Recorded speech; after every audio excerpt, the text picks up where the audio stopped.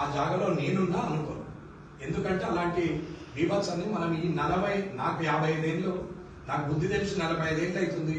ఈ 45 ఏళ్లలో కామారెడ్డిలో ఆ వర్షాన్ని అట్లాంటి ఉత్పాతాన్ని నేను చూడలేదు. ఇది ఆ విలయం వచ్చింది కాబట్టి వాళ్ళు అక్కడ ఇరుక్కున్నారు. అందరూ ఫస్ట్ ఫ్లోర్లలో ఉన్నారు. ఉదయం నుంచి కరెంటు లేదు, భోజనం లేదు, నీళ్లు తాగదామంటే నీళ్లు లేవు. వాళ్ళు ఇబ్బంది పడుతున్నారు కాబట్టి ఏం చేద్దామంటే డివైడర్ తీస్తే తప్ప అది సొల్యూషన్ కాదు అని ఆ డివైడర్ మొత్తం తీసేయడం జరిగింది. అది కూలిపోలేదు, ఇది ప్రజలు గమనించాలా. అది తీసేస్తే వెళ్ళిపోయిందే తప్ప నీటి పోటుకు అది పడిపోయింది, క్వాలిటీ లేదని కామెంట్లు చేస్తున్నారు. అది తప్పు అని చెప్తున్నారు. ఏ టైంలో ఏం మాట్లాడాలో కూడా తెలియని మనుషులు సోషల్ మీడియా వాళ్ళు ఉంటే ఇంకా నేను వాళ్ళకి సమాధానం ఎలా చెప్పాలో కూడా నాకు అర్థం కావట్లేదు. అది మొత్తం తీసేసిన తర్వాత రాత్రి 8 గంటలకు మొత్తం అయిపోయింది తీసేయడం. అప్పటికే నేషనల్ హైవే ట్రాఫిక్ జామ్ ఇటు వచ్చినాయి వెహికల్స్.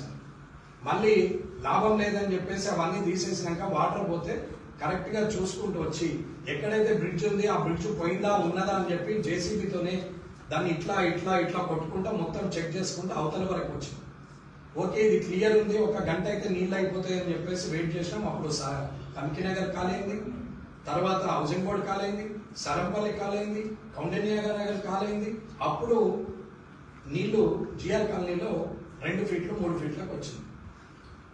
ఇది జరిగినటువంటిది. ఇదంతా ఎందుకు చెప్తున్నాడు అని అంటే చేసే వ్యక్తులను అధికారులను ఇష్టం ఉన్నట్టు మాట్లాడడం మంచి. అది రాత్రి తీసేసిన తర్వాత ఆల్రెడీ రాత్రి 8 గంటలకు మొత్తం అయిపోయింది. కానీ వాస్తవంగా ఏది అవసరం అనేది చూసి ఎన్డీఆర్ఎఫ్ బండి బోల్తా పడ్డది. నీకు తెలుసా?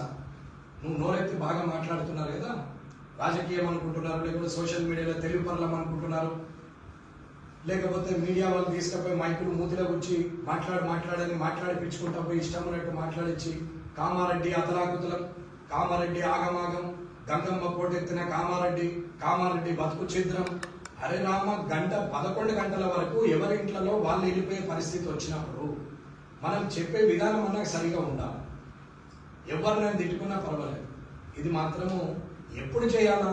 రాజకీయం అప్పుడు ఎవరి మీదనైనా సెటిల్ ఏమైనా చెప్పుకో, ఏదైనా చేయి. అది ప్రజాస్వామ్యంలో వాక్ స్వాతంత్రం ఉన్నది నీ ఇష్టం. కానీ విలయం వచ్చినప్పుడు సామాజిక బాధ్యత తీసుకొని ఒక సిటిజన్ గా నా బాధ్యత ఏందనే ఆలోచన కూడా లేకుండా ఇక్కడ వరకు గోడ వరకు నీళ్ళు వచ్చినాయి అంటే వీళ్ళ పరిస్థితి ఏంటి అంటే వీళ్ళ ఇంట్లో వీళ్ళు చచ్చిపోయినా చూసే నాతుడు లేనట్టు, అధికారులు ఏమైనట్టు, ప్రజాప్రతినిధులు గల్లత్తు. ఏంది ఇది? ఏం నడుస్తున్నది? ఇలా చేయడం వల్ల ప్రజలకు అనవసరం యంత్రాంగం మీద నమ్మకం అవుతుంది. సరే రాజకీయ నాయకుల మీద లేకపోయి కనీసం యంత్రాంగాన్ని అయితే నమ్మాలి కదా.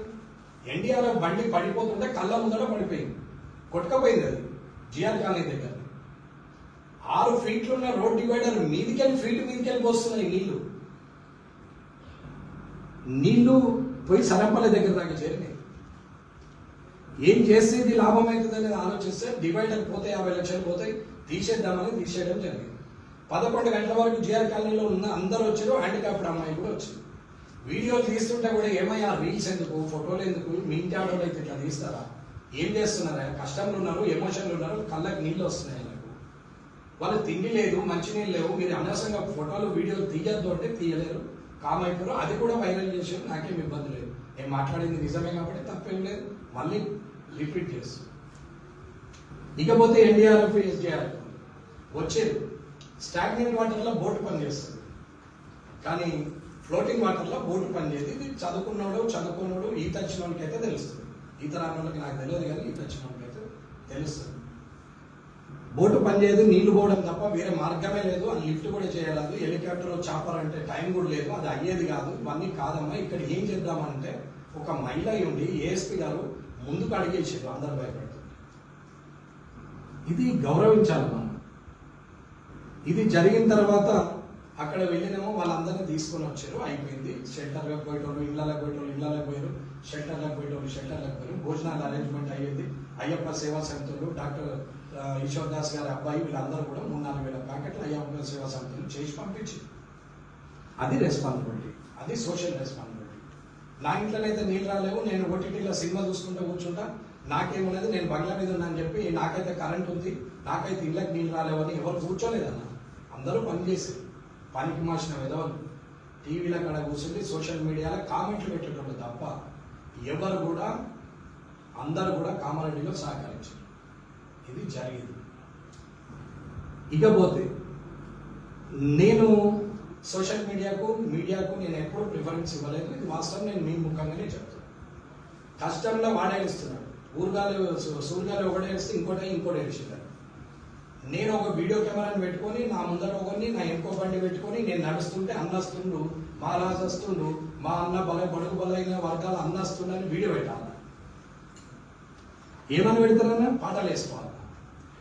పని ఉన్నది, పని మీద ఒక్క వీడియో కోసం కూడా ఆలోచించలేదు. బీబీపేట మండలం పోయినా, కాచాపూర్ పోయినా, పెద్దమల్లారెడ్డి పోయినా, బీపేట పెద్ద చెరువు కాడికి పోయినా, వాగు కాడికి పోయినా, టోల్ గేట్ కాడ చూసినాం, రామేశ్వరపల్లి చూసినా, తిప్పాపూర్ చూసినా, మొటాటిపల్లి చూసినా, వంతందేవపల్లి చూసినాము, మన భవానీపేట చూసినాం, ఆరపల్లి చూసినాం, ఆ పల్వంచ వాగు చూసినాం. తిరిగి మళ్ళీ రిటర్న్ వెనకపోయి అటుకెళ్ళి ఆనగెళ్ళి ఈనగెళ్ళి శ్రీకాంతం మీదకి వాడి మళ్ళీ రిటర్న్ వచ్చి టోల్ గేట్